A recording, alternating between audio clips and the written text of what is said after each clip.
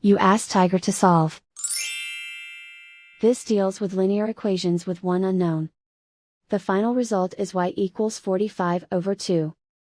Let's solve it step by step. Simplify the expression. Find the greatest common factor of the numerator and denominator. Factor out and cancel the greatest common factor.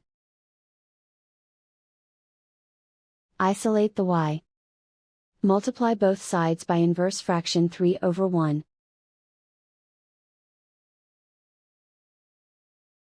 Group like terms. Multiply the coefficients. Simplify the fraction. Multiply the fractions.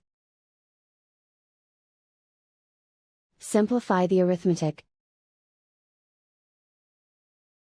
And so the final result is y equals 45/2.